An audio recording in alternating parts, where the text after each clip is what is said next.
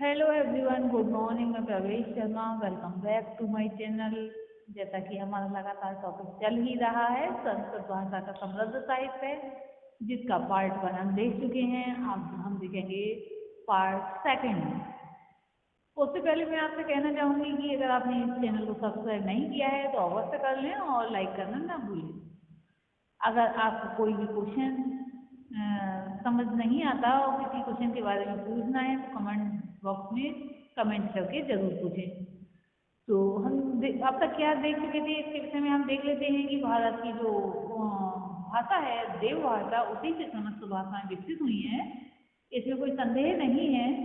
और जो विशाल साहित्य है उसको 2 भागों में विभाजित किया जा सकता है, वैदिक साहित्य और लौकिक साहित्य, जिसको ये हम देख रहे हैं वैदिक साहित्य, जिसके 2 पार्ट किए गए हैं, पूर्व वैदिक युग और उत्तर वैदिक युग।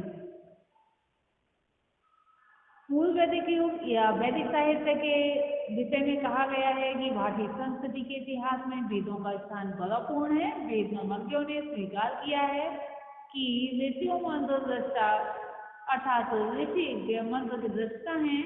और वैदिक युग को भी 2 वर्गों में विभाजित किया गया है, पूर्व वैदिक युग और उत्तर वैदिक युग। तो इसमें जो पूर्व वैदिक युग है, 4 वेदों की और संहिताओं की रचना इसी समय में हुई है, या फिर इसमें 4 वेद और उसकी संहिताओं का वर्णन किया गया है। और उत्तर वैदिक युग में ब्राह्मण, आरण्यक, उपनिषद और 6 वेदांगों का वर्णन किया गया है। वैदिक साहित्य भारतीय संस्कृति से संवेद करके हमारी प्राचीन संस्कृति का चित्रण करता है। वैदिक अनेक देवों के पूजक होते हुए भी भली बातें जानते थे कि समस्त देव एक ही सर्वव्यापी परमेश्वर के विविध रूप हैं। जैसा कि कहा गया है, एकम सर्वविग्रह बहुधा विदन्ति ही अग्निमयम माता विश्वा अन्यमाहु।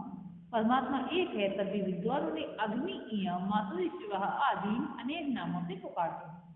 अब हम देखेंगे इसी के साथ हम किस किस पॉइंट पर फोकस कर चुके हैं या किस किस पॉइंट के विषय में विस्तार से चर्चा कर चुके हैं। तो सबसे पहले हमने देखा था भारतीय दर्शन के विषय में, फिर देखा था भूगोल एवं भूगोल के विषय में तथा गणित के विषय में। अब हम देखेंगे ज्योतिष शास्त्र, क्योंकि हमारा जो टॉपिक है वह है ही ऐसा जिसमें कहा गया है संस्कृत भाषा का समृद्ध साहित्य। अब समृद्ध साहित्य कैसे है, तो उसके लिए हमें इन सभी पॉइंट्स के विषय में विस्तार से वर्णन करना ही होगा। तो अब हम देखेंगे ज्योतिष शास्त्र। ज्योतिष शास्त्र के अस्तित्व को हम वेदों और वैदिक साहित्य में सर्वत्र पाते हैं, जो कि संस्कृत में ही हैं। वेदों में सूर्य, चंद्रमा और दूसरे नक्षत्रों में देवत्व रूप में स्तुति पदार्थ या फिर जो ऋचाएं हैं स्तुति पदार्थ, वैदिक यज्ञों की विधियां संपन्न करने के लिए ऋतुएं, दिनमान और लग्न आदि की शोभा के लिए ब्राह्मणी में ज्योतिष का ज्ञान अनिवार्य समझा जाने लगा था। और ज्योतिष को जो है एक स्वतंत्र स्थान मिला, 6 वेदांगों में स्वतंत्र स्थान मिला। जैसे कि 6 वेदांगों के विषय में सभी जानते ही हैं कौन कौन से 6 वेदांग हैं। तो जो 6 वेदांग है उसमें भी एक ज्योतिष को अपना एक विशेष स्थान प्राप्त हुआ है। और आज के समय भी हम देखते हैं कि बिना ज्योतिष के कोई भी अपना घर बनवाना है या शादी विवाह के अवसर पर जो भी दिखवाना है, दिनमान इत्यादि सब कुछ दिखवाते हैं और उसी के सहारे अपने कामों को संपादित करते हैं, जो कि शुभ रहते हैं और जो है अच्छी प्रकार से संपन्न हो जाते हैं। ज्योतिष शास्त्र को पहले गणित और फलित इन दोनों रूपों में स्वीकार किया गया। बाद में वह स्कंद त्रय के नाम से कहा जाने लगा। इसे सिद्धांत, संहिता और हीरा, इन 3 विभागों में विभाजित किया गया। ज्योतिष शास्त्र के इतिहास से आर्यभट्ट, भास्कराचार्य आदि का नाम शीर्षस्थ आचार्यों की कोटि में लिया जाता है। सिद्धांत शिरोमणि भास्कराचार्य का प्रमुख ग्रंथ है और जिसका आधार ब्रह्मगुप्त और त्रिउद्रक स्वामी का सिद्धांत है। आज भी पंचांगों में चंद्र ग्रहण, सूर्य ग्रहण, चंद्रोदय, सूर्योदय आदि का समय भारतीय गणित ज्योतिष के आधार पर लिख दिया जाता है और जो पूर्णतः सत्य है और सत्य ही बैठता है। आज से 4 साल बाद की भी स्थिति हम आज जान सकते हैं कि कब सूर्य ग्रहण होगा, कब चंद्र ग्रहण होगा। तो इस प्रकार से हम ये ज्योतिष की गणना पर ही जान सकते हैं, जो कि हमारी भारतीय साहित्य की देन है। भारत में शब्दांकों का प्रयोग यानी कि इसके प्रयोग का प्रचलन वैदिक युग में ही वर्तमान था। ऋग्वेद में वर्ष का द्वादश और अथर्ववेद में 7 वस्तुओं के समूह के अर्थ में सप्त शब्द का प्रयोग हुआ है। ऐसा प्रयोग पंच सिद्धांतिका, महाभाष्य, लघुभाष्य, ब्रह्मसूत्र सिद्धांत, त्रिशतिका और गणित सार संग्रह नामक ज्योतिष ग्रंथों में मिलता है। अंक संख्या में सूर्यनाथ शब्दों की जगह वर्णों का प्रयोग बाद में किया जाने लगा, किंतु विद्वानों के अनुसार 5वीं शताब्दी से पूर्व इस पद्धति का विशेष प्रचलन नहीं था। अब हम देखेंगे चिकित्सा विज्ञान। भारत में चिकित्सा विज्ञान का प्रादुर्भाव ऋग्वेद काल में ही हो गया था। ऋग्वैदिक काल में जल चिकित्सा व सूर्य रश्मि चिकित्सा का उल्लेख भी मिलता है, जैसे अपसस्वहंतरामृतप्सु वेदज्ञमापुतः पश्यते अप्सु मे सोमो अब्रवीदनन्तवीर्तान् वभेतज अग्निं वा विष्णु संभव मा पश्य विष्णु वेतजः पणिहित वेजजं वलतं संतहे मनः।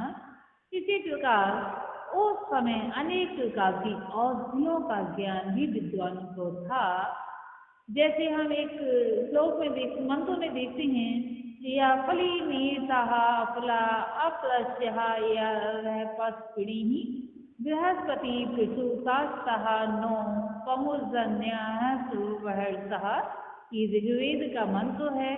अथर्ववेद में अनेक रोगों के लक्षण, निदान और चिकित्सा का सूक्ष्म विवेचन भी मिलता है। विभिन्न रोगों के निवारण के लिए विविध द्रव्यों का उपयोग किया जाता था, जैसे कष्ट के द्वारा ज्वर नष्ट किया जाता है और सिर्फ विषही के प्रयोग से केस बढ़ाए जाते हैं। रजनी के प्रयोग से कष्ट का निदान होता था। सूर्य रश्मियों की कृमिनाशी शक्ति का ज्ञान उस समय था, यानी कि जहाँ पर कृमि हो सूर्य के प्रकाश में ले आया जाए, तो सूर्य की रश्मियों में वो शक्ति है कि कृमियों के नाश कर सकती है।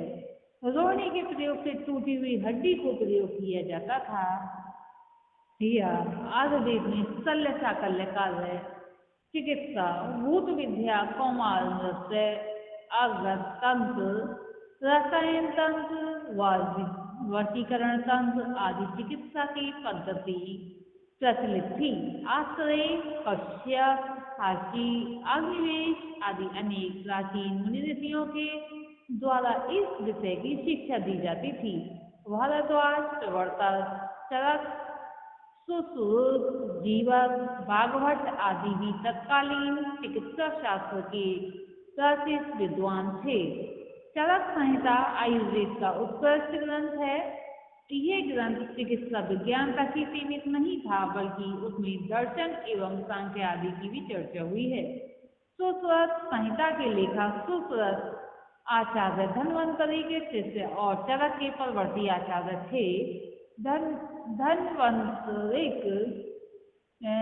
धन्वंतरि को देव स्वरूप माना जाता था।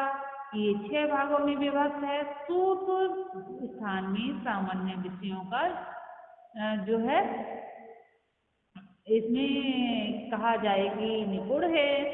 निदान स्थान में रोग विज्ञान का विवेचन है। इसमें कहें पहला पॉइंट जो है, सूत्र स्थान में सामान्य विषयों का एक से निरूपण किया गया है। दूसरा है निदान स्थान में रोग विज्ञान का विवेचन है, और इस शरीर स्थान में शरीर विज्ञान, गल्प विज्ञान आदि का निरूपण किया गया है। चिकित्सा स्थान में या चिकित्सा विज्ञान में कहें, लोक चिकित्सा का कल्प स्थान में, विश्व विद्या का उत्तर स्थान में ग्रंथ की विशेष पूर्ति की गई है। सुश्रुत एवं एक चिकित्सक के उत्कृष्ट सदाचार पालन को भी आवश्यक समझते हैं। उन्होंने कहा था, अपनी विद्या के लाभ से शिकारियों, चिड़ीमानों, जाति बहिष्कृतों और पापियों को जो है वंचित रखें, इससे वंचित किया जाए। हमारे महर्षि पशु चिकित्सा विज्ञान में भी आगे थे। क्षति हो तो जिसके प्रत्यक्ष प्रमाण है, वे पशुओं की बीमारियों का विधिवत निदान एवं उपचार करते थे। आयुर्वेद संबंधी साहित्य में धातु संबंधी शाखा का विशेष महत्व है, जिसमें धातु संबंधी रसों के गुण बताए गए हैं। इसमें रामेश्वर का भी स्थान प्रमुख रूप से लिया जाता है। अब हम देखेंगे नेक्स्ट, राजनीति विज्ञान एवं अर्थशास्त्र। कौटिल्य का अर्थशास्त्र राजनीति का ग्रंथ है, जिसमें राजा और राष्ट्र को अर्थवान व समृद्धशाली बनाने की योजनाएं दी गई हैं। इस ग्रंथ के प्रारंभ में कहा गया है, प्रतिज्ञा पालने शास्त्राणी पूर्वयार्थे प्रस्तावितानि ही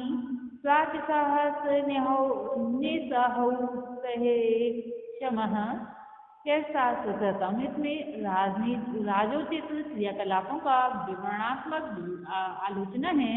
इसके प्रतिपाद्य विषय के कुछ बिंदु हैं, जैसे कि विनय, किवारिक, अध्यक्ष, प्रचारक, मंडलोमी, दुर्गलम, भोपाय इत्यादि। इन महान ग्रंथ में समाज कल्याण और व्यक्ति त्याग की योजना प्रस्तुत की गई है। राजा के संबंध में कौटिल्य ने कहा है, विद्यावी तो राजा ही प्रजानां विनयरतः अनन्याहं पृथ्वी वंशे सर्वभूते ही रता। अर्थात राजा को समस्त प्राणियों के हित में रत रहना है, तभी वह अभ्युदय कर सकेगा। कौटिल्य के अर्थशास्त्र के अतिरिक्त राजाओं के वंशजों को राजनीतिक तथा नैतिक शिक्षा देने के लिए पंचतंत्र तथा हितोपदेश जैसे ग्रंथों की रचना की गई थी।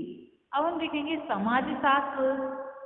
मनुस्मृति 300 ईसा पूर्व समाजशास्त्र की अनूठी रचना है, जिसके ज्ञान के बिना भारत की वर्तमान सामाजिक अंतःक्रियाओं को कदापि नहीं समझा जा सकता। मनुस्मृति में समाज में नारियों का स्थान, गुरु एवं शिष्यों का स्थान, माता पिता, भाई बंधु आदि का स्थान एवं इसका एक दूसरे के प्रति क्या कर्तव्य होना चाहिए वर्णन मिलता है। और अब हम देखेंगे नेक्स्ट, भौतिक विज्ञान, जिसकी डिटेल हम नेक्स्ट वीडियो में करेंगे, क्योंकि इस समय को देखते हुए आज की इस वीडियो में संभव नहीं है। आज के लिए इतना ही, धन्यवाद।